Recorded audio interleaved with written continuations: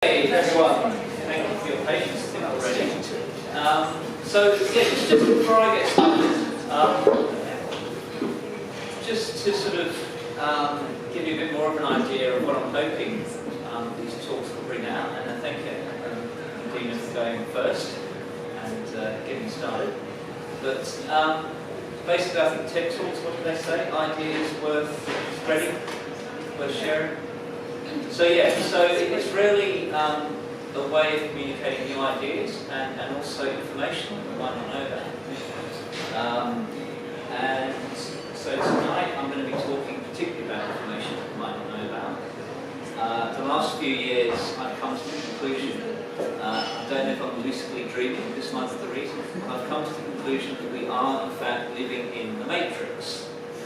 Now, we'll see.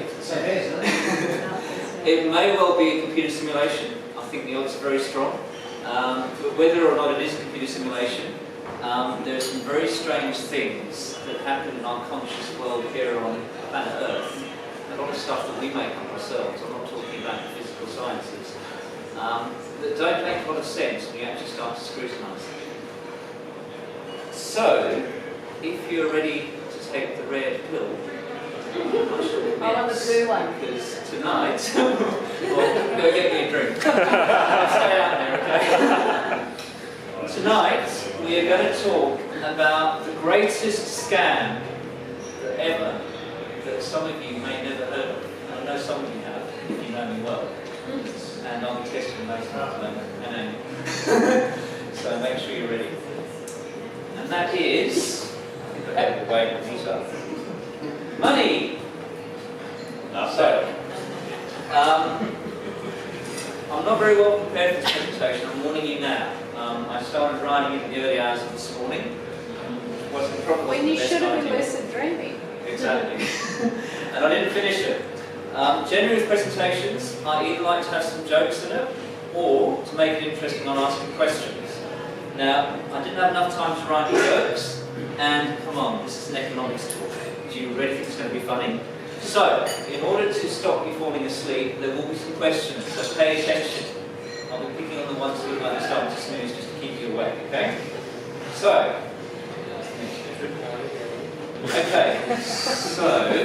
if there's one thing, before I lose you all, if there's one thing I want you to learn from tonight and to remember, it is this quote.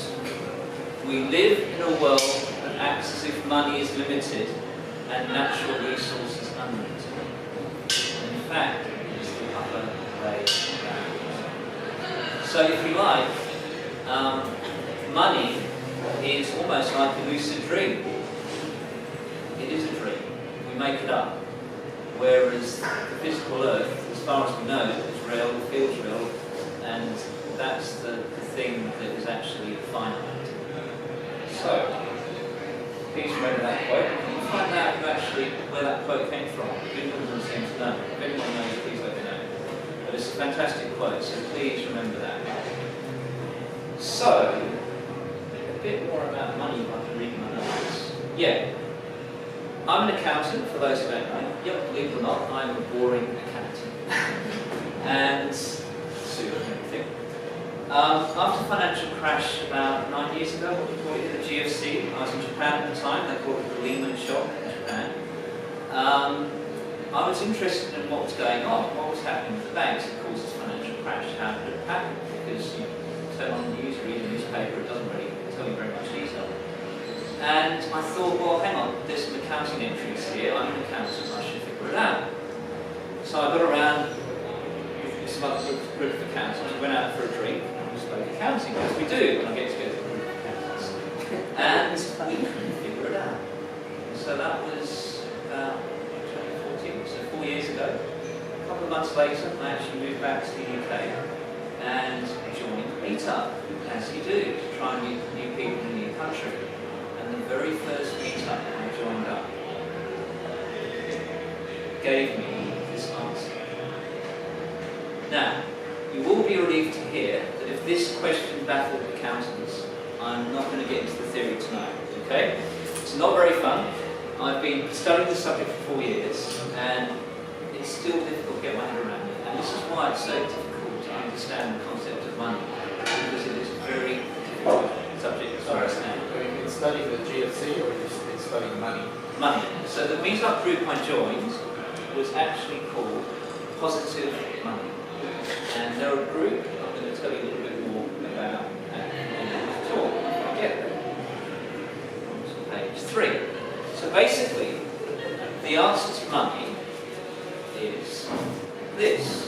Rather than get to the theory, I thought I'd give you a quote from a few years back from the Governor of the Bank of England, who should know what he's talking about when it comes to money. What he basically says is when banks extend loans to their customers, they create money by crediting their customers' accounts.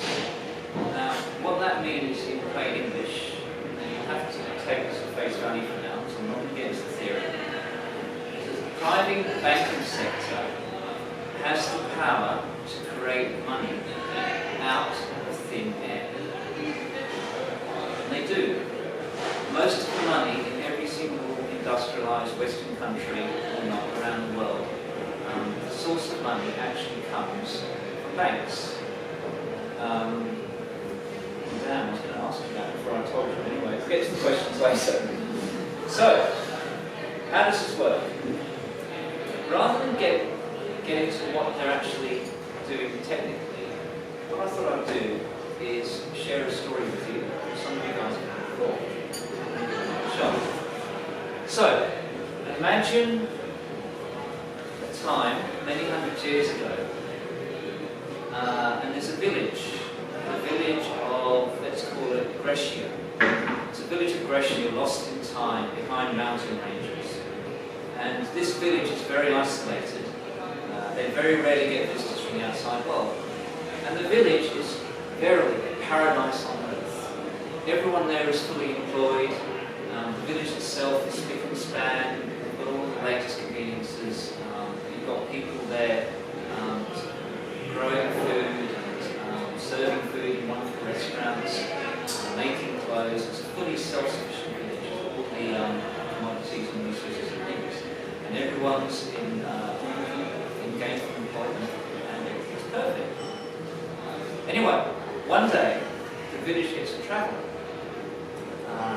And the villagers of course welcome him. And the traveller comes into the village and the villagers say, "Welcome to the village of Brescia. Where are you from?"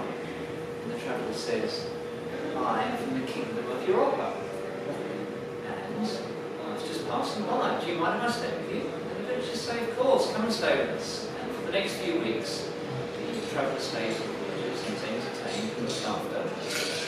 And after a couple of weeks, after having a great time there, the traveller says he has to go. Before he goes, so as he goes, the villagers all get together and they hold a big party for him to see him off. And at the long boring speech at the end, the villager says, look, the traveller says, "Look, your village is truly incredible. I've never come across anything like it. Everyone here is happy and it's a nice, clean, tidy village. But there is one thing that baffles me, and that thing is, how do you cope with money?" You say, "Well, what's money?"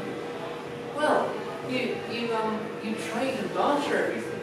You know, if you want to go buy a new set of clothes, you take the cheap and you get clothes. How does that work? I mean, it's so inconvenient. I don't know how you do it." And the villagers are interested to speak. They say, "Well, tell us about this money." The traveller says, "Okay, look, I'll do better than that. I won't tell you about it. I'll show you something." And goes to his case, and he's carrying it over to him. He takes out a small box, puts it on the table and opens it up. And takes out some round small tokens. He says, "Okay, these tokens here, you know what tokens are, you see those tokens. These tokens are going to transfer your life." And basically the villagers listen as the traveller explains how they can use these tokens to exchange goods for money. So instead of taking chickens or a box of eggs to swap for clothes, they can use these tokens. Villagers aren't convinced, but the traveller says, "Look, I'll tell you what, I'll leave this box of tokens with you. Each of you villagers can have 2 tokens each and give it with you. And I'll come back in a few months and we'll see how you get on." So he explains to the villagers what to do with the tokens, and the villagers take them all, divide them equally between themselves, and start using them.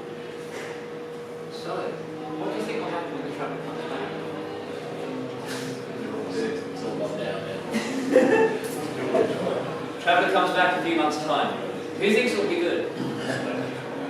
It'll be good. Yeah. It'll be good for about 1%. Good. So, the traveller comes back in a few months' time, and he comes to a hero's world. The villagers are overjoyed.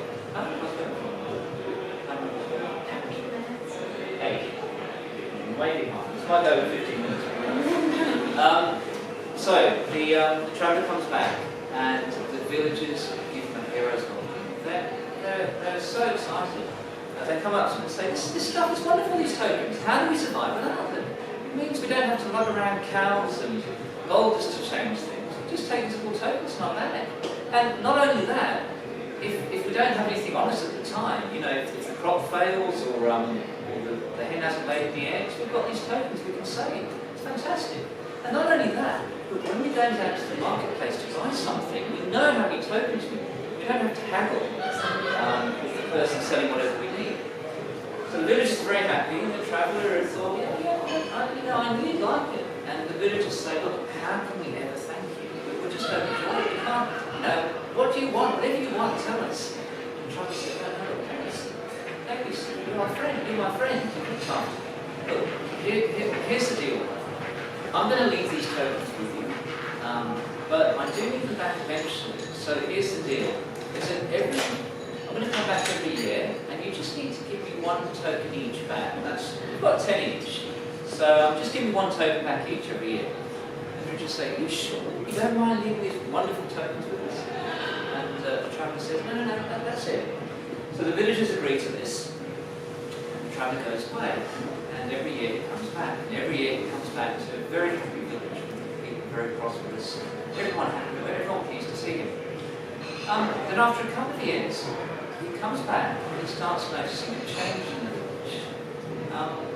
It doesn't seem to be as clean as it was before. People seem to be sitting around as well, and it doesn't seem to be so productive before.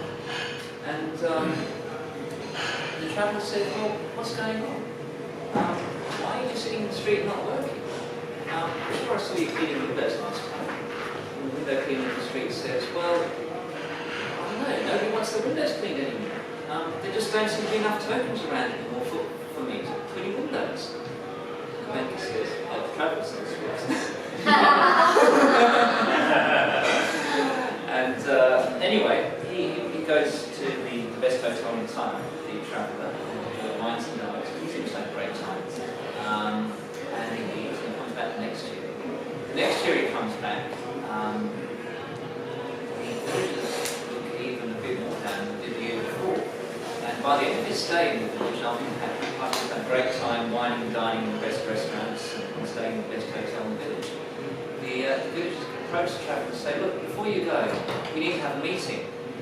So there's a big town hall meeting with the traveller and the villagers. And the room seems to be split to two halves. In the one half, you've got some villagers who are very angry with the traveller. They say, look, things aren't as good as they are before, and it's the fault of these damn tokens. But the other half of the room says, what are you talking about? These tokens transformed our lives. Look at what we did before we had these tokens. We were like peasants. Now we're sophisticated. And the other half say, well, but look, he comes here, he doesn't even do any work, he's in this village, he eats our best food, he drinks our best wine, he stays in our best hotel, he doesn't do anything. This is crazy. So, the traveller says, waits for all the arguments to subside, and says, look, I can see what the problem is here. It's okay, this has happened before, I know what to do, trust me. I'm a banker. I have the perfect solution for you. Print some more tokens. What? Whatever it is, tell us. We need to get out of this rut. And the traveller reaches for his bag, opens it up, and pulls out another box. And he goes, look, more tokens. That's what it is. You just don't have enough tokens, but I have some more. I'll give them to you. So the question for you is, if you're the headsman of this village, what would you say? What would you do? Would you accept the tokens?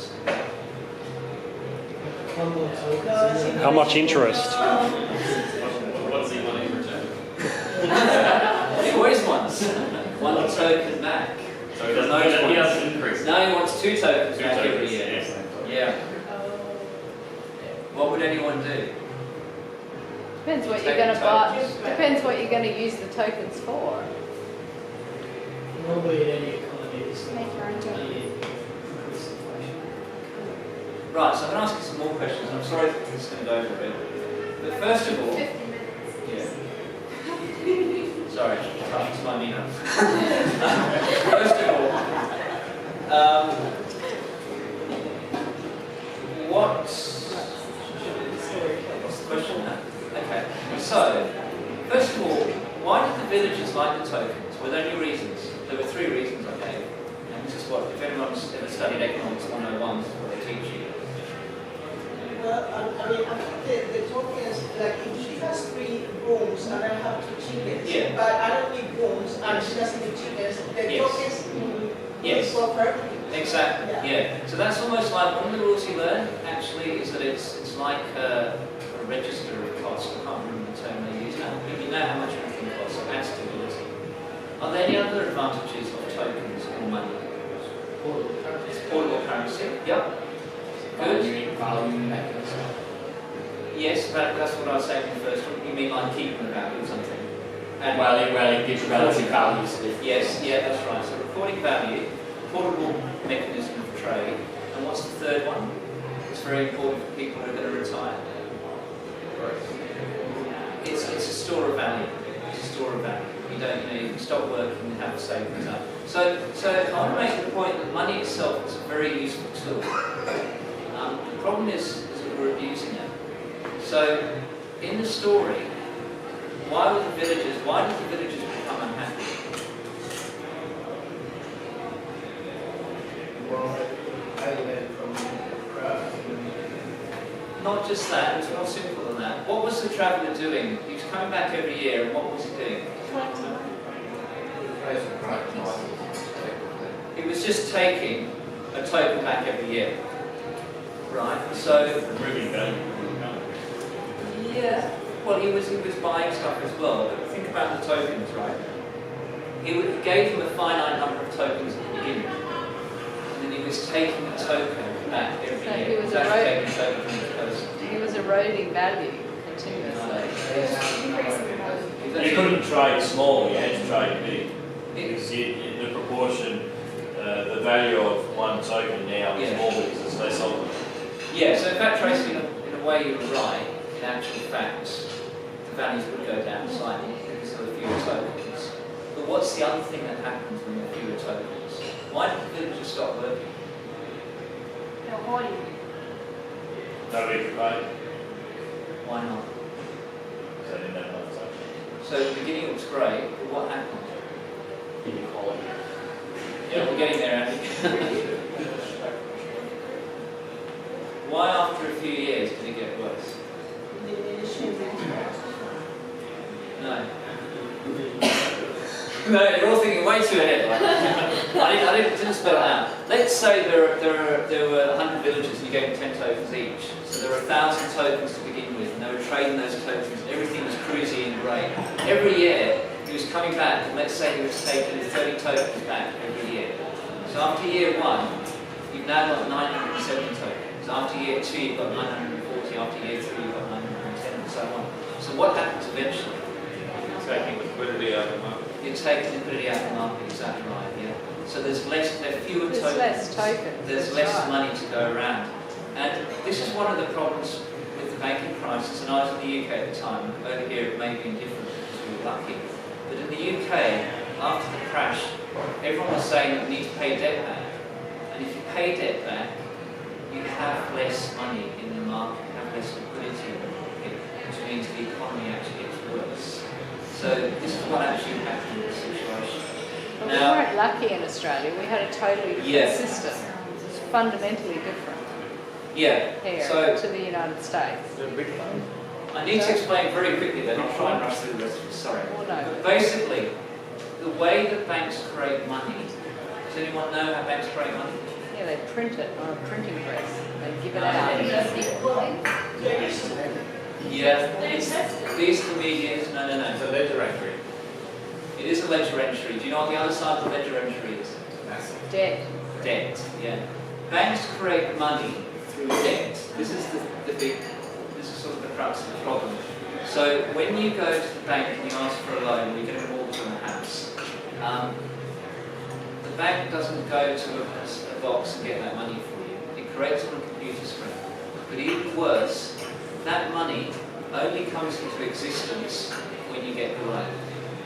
So that when you get the loan, the bank creates money, pays it out to you, and you spend that money on the house, it goes into other people's bank accounts, and that money goes into the economy, everyone uses it. As you pay the loan back, the money disappears from the economy. So after you finish paying the loan back in full, that money disappears from the economy. Now, because there are new mortgages and loans going out and being